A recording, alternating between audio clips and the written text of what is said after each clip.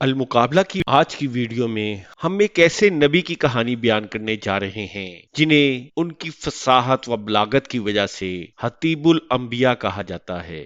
ایک ایسے نبی جن کی قوم تجارت کی چکا چوند میں صداقت اور امانت کا دامن چھوڑ بیٹھی تھی۔ یہ کہانی ہے حضرت شعیب علیہ السلام کی، جن کے نسب کے بارے میں مختلف روایات پائی جاتی ہیں۔ کچھ روایات کے مطابق وہ حضرت ابراہیم کے بیٹے مدیان کی نسل سے تھے، لیکن بعض مفسرین اس روایت کو بائبل سے ماخوذ سمجھتے ہیں، کیونکہ قرآن مجید نے شعیب کے نسب کی واضح وضاحت نہیں کی۔ انہیں اللہ نے مدین کی سرزمین پر مبعوث فرمایا۔ یہ علاقہ آج کے سعودی عرب اور اردن کی سرحد کے قریب واقع تھا اور ایک اہم تجارتی مرکز تھا۔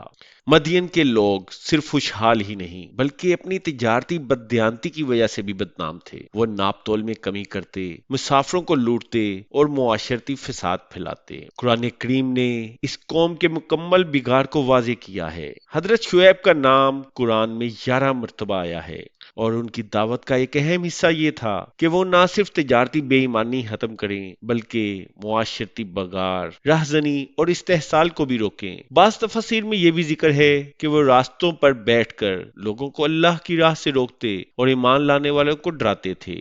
تو اللہ نے شعیب کو حکم دیا کہ وہ ان لوگوں کو کہے اور ناپ تول پورا کرو، لوگوں کو ان کی چیزیں کم نہ دو اور زمین میں فساد نہ پھیلاؤ۔ ان کا لقب حتیب الانبیاء اس لیے پڑا کہ وہ نہایت مؤثر، فصیح اور دلائل سے بھرپور انداز میں بات کرتے تھے۔ مفسرین کا ماننا ہے کہ ان کا انداز گفتگو ایسا تھا کہ منکرین بھی لاجواب ہو جاتے تھے۔ ان کی آواز میں وہ تاثیر تھی کہ سننے والا سوچنے پر مجبور ہو جائے۔ جب ہم بائبل کا رخ کرتے ہیں تو ہمیں ایک شخصیت جیتھرو کا ذکر ملتا ہے جو حضرت موسیٰ کے سسر تھے۔ بائبل انہیں مدین کا کاہن کہتی ہے۔ ایک طویل عرصے سے یہ بحث جاری ہے کہ کیا حضرت شعیب اور جیتھرو ایک ہی شخصیت ہیں، لیکن یہ ایک اہم اختلافی نقطہ ہے۔ کچھ یہودی اور عیسائی مفسرین اسے ایک ہی شخصیت مانتے ہیں، لیکن اسلامی علماء کے نزدیک یہ بات یقینی نہیں ہے۔ قرآن مجید نے حضرت موسیٰ کے سسر کا نام نہیں لیا، انہیں صرف ایک نیک شخص کہا، جس کی وجہ سے یہ غلط فہمی بن گئی کہ ہر کوئی ان کو حضرت شعیب مان لیتا ہے۔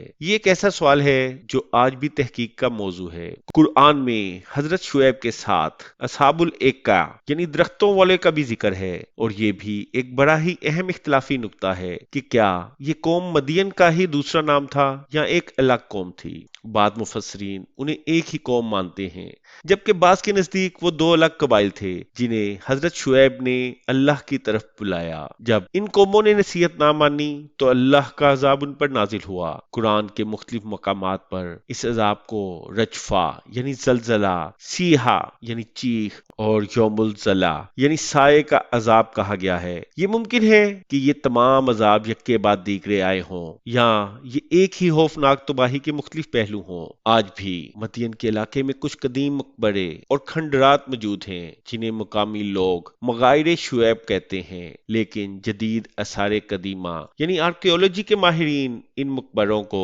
نیبیٹین سیویلائزیشن سے منسوب کرتے ہیں۔ ان کے نزدیک یہ آثار حضرت شعیب کی قوم کے نہیں بلکہ ایک بعد کی دور کی تہذیب کے ہیں۔ یہ ایک اور پیچیدہ سوال ہے کہ کیا واقعی یہ قبریں حضرت شعیب کے دور کی ہیں یا بعد کی تہذیب کی۔